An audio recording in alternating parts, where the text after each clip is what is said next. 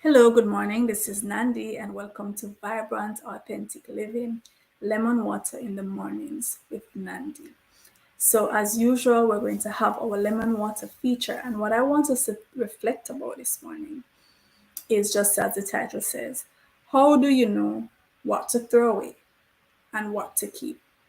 It's a very crucial thing in our lives because you can't carry everything with you. At some point, you have to shed, you have to discard. And I'm sure some of you, well, I guess most of us have seen the the those programs with the hoarders who have a difficult time letting go.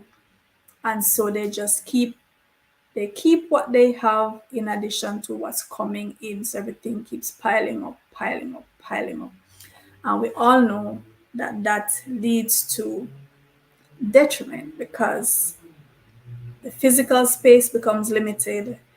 The clutter is a safety hazard, it's a health risk, and all of that. And it's the same thing with emotional things, it's the same thing with the people in our lives. You have to know who to let go of and who to keep. The very famous song, The Gambler by Kenny Rogers, there's a line in it that says, every gambler knows that the secret to surviving is knowing what to throw away and knowing what to keep. So that's what we're going to look at this morning. But here's our feature, our lemon water feature. And then we'll come right back and have a chat.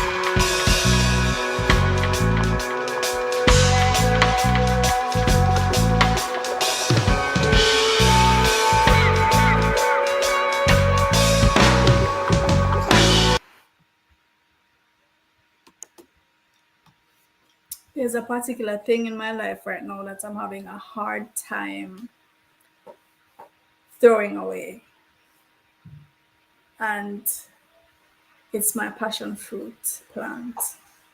I'm actually never going to get rid of it completely, but it's getting to a point where I have to prune it. No, I love passion fruit. Love it, love it, love it. Whenever it's in season, it's almost definitely going to be included in any juice that I'm making. The passion fruit is literally, just as the name implies, passion. It's passion in a fruit. Could never have been a better name for a fruit. The thing with the passion fruit, the plant itself is very pervasive. It is very prolific. And if it weren't for the fact that it produces such a wonderful fruit, the plant itself could be called a weed because it behaves like a weed. It will take over your entire space if you let it. The passion fruit will grow and you'll see it going up in the air, right? There's nothing there. And then by the time you look, it's almost as if it's pulling other plants to it, right? And once it gets that plant, those tentacles clutch onto that plant and it will strangle the plant. It will strangle the biggest tree, right? And my garden is at a point right now where I'm going to have to prune my passion if I want anything else to survive in that garden. It is literally taking over everything. It is blocking the light so that there's a section of the garden, maybe a half of the garden, where those plants can't get any light right now because of how sunlight, because of how dominant the passion is. It literally is taking over the entire space. Like I said, I absolutely love passion. And if I lived in the country where space was not an issue, I would just let my passion vine just roll, just roll free. And I know that I would have passion fruit for weeks and months on end once the season is in. But I have to take consideration for the other plants in my garden. I cannot allow the passion plant to dominate to the point where it's going to kill my other plants. So right now I'm at the point where I have to go in now and clip, clip, clip, clip. I'm going to have to clip maybe half or more of the passion fruit and guide it away from the others just to secure them. And this is how some things are in life. You love the thing, and people too. You might love the thing, you might love the person, and there might be some benefit that you get, but if you allow that thing or that person to dominate your life, to take over your life, there isn't going to be any space for the other things that are important to you, the other things that are vital to you. You yourself will be squeezed out of your life with no power to make decisions, to be you. And you have to make the decision to limit the power and the influence that other people have in your life as much as you love them, as much as you might get some benefit from them. So, this is something I reflect on, and I'm making that comparison so that we all can learn from this. So, if you compare the things in your life to that passion plant, it's a good plant. It's a beautiful. If you ever see the foliage, I have many pics because I've taken many pics of my passion plant. The foliage is just so gorgeous.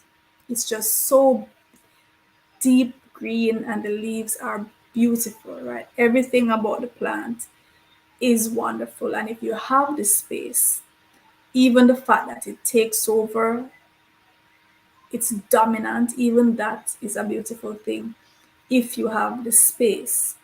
But when you have other things that you have to consider, when you have other things that you have to make space for in your life, in your garden, you have to monitor those things that are prolific, those things that tend to dominate. You have to monitor them and you have to keep them in their place so that the other things that you need can survive. So that's our thought for today, right? Sometimes we have to go in and weed out, prune, nip it in the bud. We have to know what to throw out and what to keep. Now, I could easily go in there and just rip down.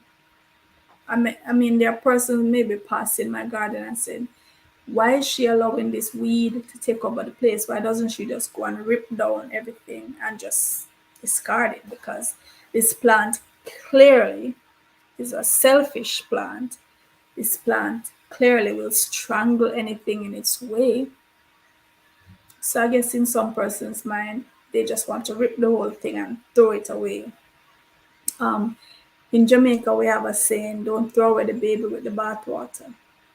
And you have to know that this thing, it's a threat, but it's also a good thing. So you just have to find that balance. So you can still have it, you can still have your passion fruit, you can still have your beautiful, wonderful juices, you can still have that rich, lush foliage to look at, while at the same time allowing space for the other things that are not so, some plants are not so dominant. They are just meek, gentle plants, whether they're flowers or vegetables, or they're not going to be as aggressive as a passion. So you as the gardener of your life, you have to come in and make space, create space for them to thrive. That's our thought for today. And I will see you when we look at our lemon water in the mornings again. So this is Nandi signing out.